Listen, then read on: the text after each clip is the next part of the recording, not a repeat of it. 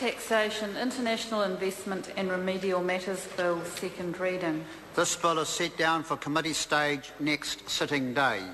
Call on Government Order of the Day number 2. Consumer Law Reform Bill, first reading. The Honourable Chris Tremaine. Mr Speaker, I move that the Consumer Law Reform Bill be now read a first time. I nominate that the Consumer Law Reform Bill be referred to the Commerce Select Committee. Mr Speaker, the National Government is committed to a brighter future for New Zealanders. This includes a strong commitment to strengthening and building our economy. A brighter future is a future where New Zealanders from all backgrounds and walks of life have the opportunity to better themselves and to achieve the living standards they aspire to through hard work. And it is a society where we have the resources and the laws to protect the most vulnerable.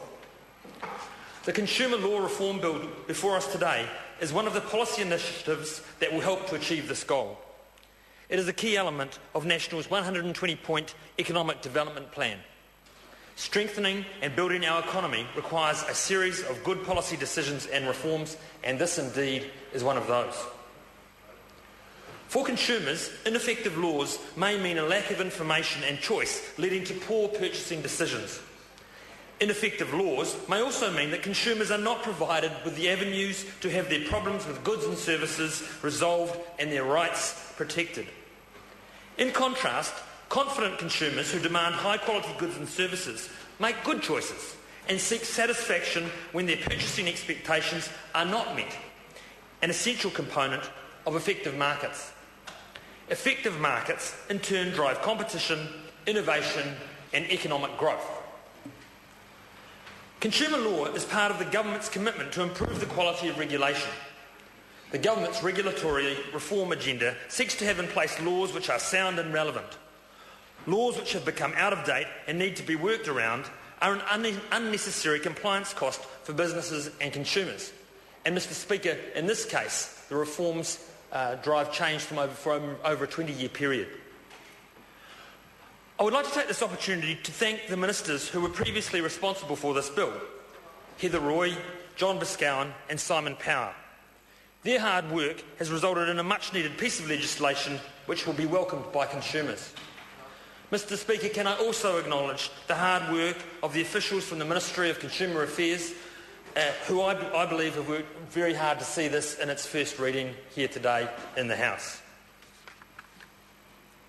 Mr Speaker, the main objectives of the bill are to strengthen consumer rights, to simplify business compliance and to make consumer legislation more accessible and understandable for consumers and businesses, and to have effective and enforceable consumer laws. Another key objective of the bill is to update and modernise consumer legislation. The three main consumer laws, the Fair Trading Act, the Consumer Guarantees Act and the Weights and Measures Act, are all sound but have not been amended in over 20 years, as I mentioned previously.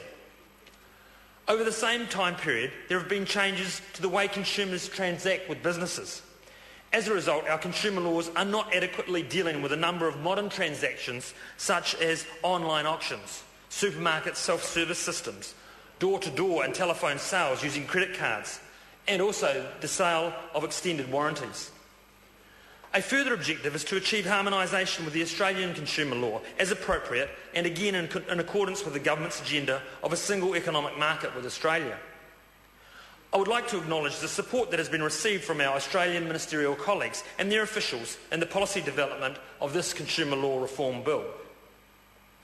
Mr Speaker, Australia and New Zealand have both undertaken significant reviews of consumer law at the same time, and this has allowed for some real-time harmonisation of our laws. The Australian consumer law came into effect fully on the 1st of January 2011.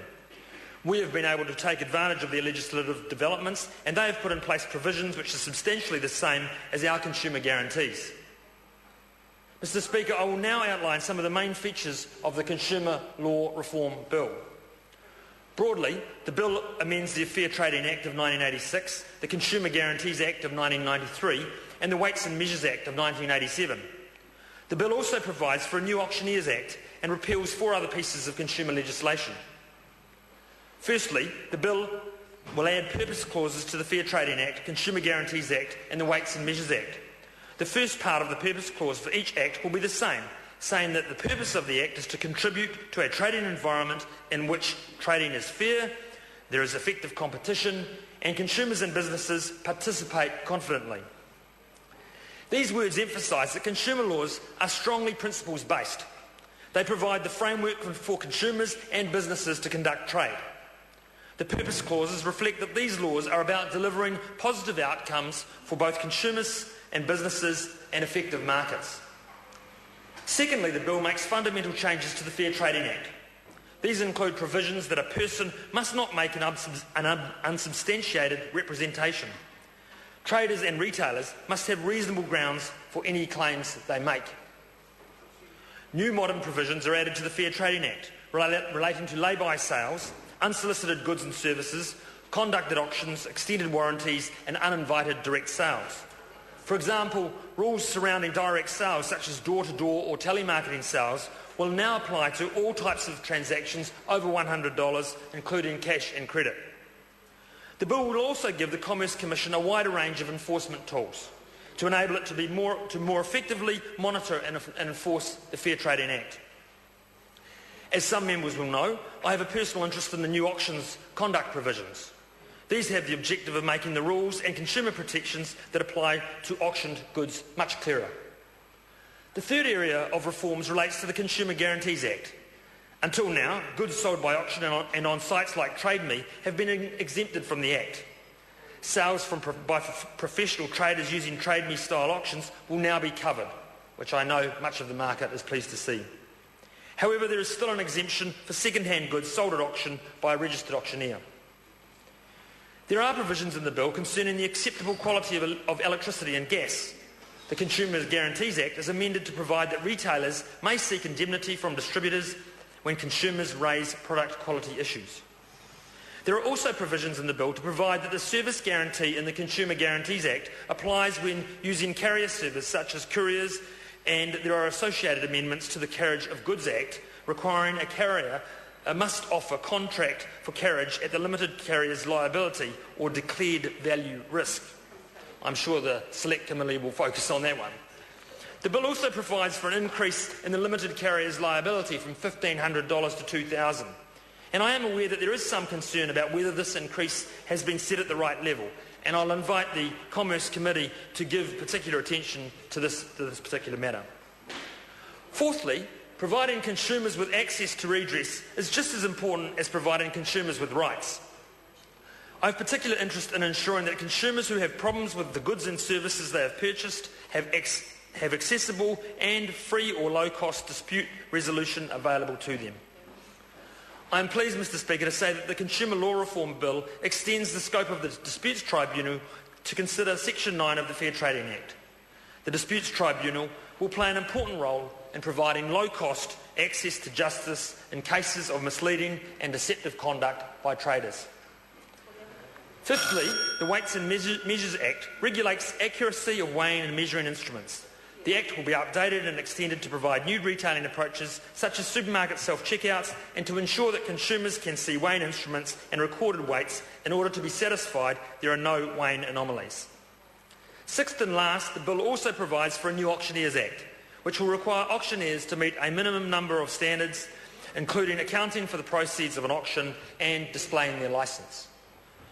Two matters that are not included in the bill but which were considered by officials and are covered in the regulatory impact statement are unfair contract terms and unconscionability. I would like to invite the Commerce Committee to also consider examining whether the Fair Trading Act should provide for these protections. These are included in the Australian consumer law, and many other jurisdictions provide for these protections. It is important that New Zealand also properly examines whether they should be included in our own consumer laws. Mr Speaker, strong and relevant consumer laws are important for both consumers and for businesses. Consumer laws are a part of the fundamental legal infrastructure that helps markets operate efficiently and effectively. Working alongside and supporting competition law, consumer laws underpin all business-to-consumer market transactions. As a consequence, it is critical to ensure consumer laws are working as intended and remain relevant in the face of changes to the way in which markets operate and consumers and businesses transact. Mr Speaker, confident consumers help to create a competitive business environment and a productive and innovative economy. The reforms contained in the Consumer Law Reform Bill will be a significant step forward for consumer law and regulatory reform in New Zealand. Mr Speaker, I commend this bill to the House. The question is that the motion be agreed to. The Honourable Leanne Dalzell. Mr Speaker, thank you. I'm pleased to